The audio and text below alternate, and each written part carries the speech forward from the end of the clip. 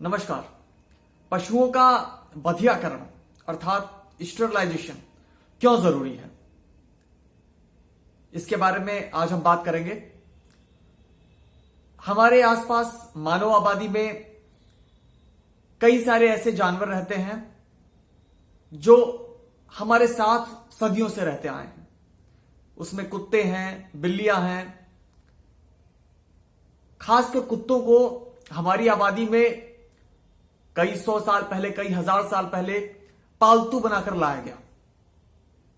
वो हमारे बीच में आए, हमारे मानव बस्ती के बीच में उनको खाना मिल जाता है और वहां पर वो आसानी से रहते हैं।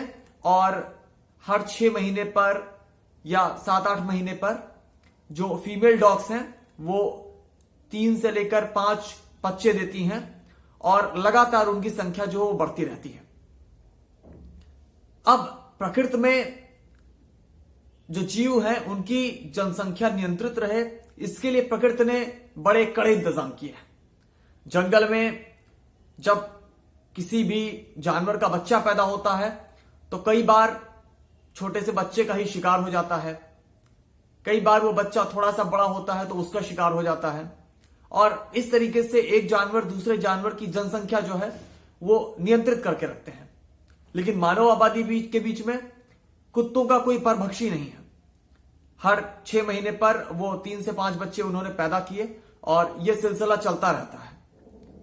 तो इतनी संख्या में उनके बच्चे पैदा होते रहते हैं कि उनको रहने के लिए कहीं पर जगह नहीं मिल पाती है। उनकी संख्या बढ़ने से कई बार इंसानों से उनका टकराव होता है, गाड़ियों से वो कुचले जाते हैं। मतलब उनका कल्याण नहीं हो पाता है और कल्याण की बजाय बहुत सारे लोगों को उनकी बढ़ी हुई संख्या से परेशानी होने लगती है और एक तरीके का संघर्ष उत्पन्न होता है जिससे उनका जो वेलफेयर है वो बाधित होता है।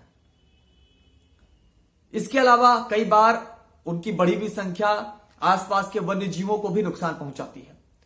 कुत्ते जो है वो नेचुरल इकोसिस्टम का हिस्सा नहीं है, क्योंकि हमने उनको सैकड़ों हजारों साल पहले पालतू बनाया है और वो उनका जो जीवन है वो प्राकृतिक अब नहीं रहा है। तो इसलिए उनकी संख्या नियंत्रण में रहना बहुत आवश्यक है। अब प्रकृति तो उनको नियंत्रित नहीं कर रही है परभक्षियों के माध्यम से, तो अब यह हमारी जिम्मेदारी है कि हम उनकी संख्या जो है वो नियंत्रण में लाए, तभी उनका भी कल्याण होगा और तभी बाकी लोगों को भी उनसे परेशानी नहीं होगी और सभी एक दूसरे के साथ मिलकर समन्वय बिठाकर चैन से रह पाएंगे। तो इसलिए कुत्तों का स्टरलाइजेशन करवाना उनके वेलफेयर के लिए बहुत आवश्यक है।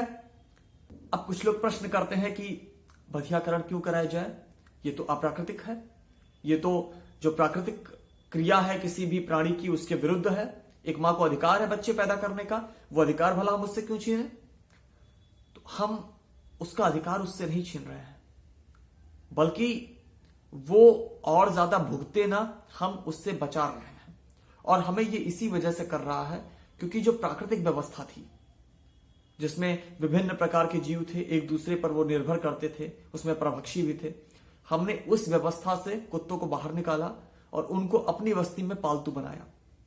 अब उनकी संख्या को नियंत्रित करने वाला प्राकृतिक रूप से वहां पर कोई नहीं है। तो या तो वो गाड़ियों से कुचल कर मरे, उनकी संख्या बढ़े, उनका इंसानों से संघर्ष हो, उनका दूसरों के साथ संघर्ष हो, उससे मरे, या बेहतर है कि उनको उस क्रूरता का सामना न करना पड़े, उस संघर्ष का सामना न करना पड़े, लोगों के मन में उनके प्रति नफरत पैदा ना हो और हम उनका स्टरलाइजेशन करवाकर उनकी संख्या बढ़ने से ही रोक दें। और यह बेहद आवश्यक कार्य है और जिस प्रकार का अप्राकृतिक कार्य हमने किया उनको पालतू बनाकर, उसके बाद यह करना बेहद आवश्यक है प्रकृति को बचाने के लिए। तो आप सभी लोगों से निवेदन है कि अपने आसपास के जो कुत्ते हैं, खासकर फीमेल जो डॉग्स हैं, उनका स्टरलाइजेशन आसपास के किसी भी वेटनरी हॉस्पिटल में जरूर कराएं। इससे उनकी संख्या नियंत्रण में रहेगी और उनके बार बार बच्चे नहीं पैदा होंगे, वो बार बार कुचल के गाड़ियों से मरेंगे नहीं और इंसानों को भी समस्या नहीं होगी और जो फिर एक छोटी सी जो पॉपुलेशन होगी कुत्तों की, उसके साथ इंसान भी समन्वय के साथ रह पाएंगे और आसपास के जो वन्य जीव हैं, सांप हैं, नेवले हैं या दूसरे तमाम प्राणी जो ह्यूमन कॉलोनीज के आसपास भी रहते हैं, उनको भी नुकसान नहीं होगा, पक्षियों को नुकसान नहीं होगा। तो स्टेरिलाइजेशन करवाना, बधियाकरण कराना बहुत आवश्यक कार्य है।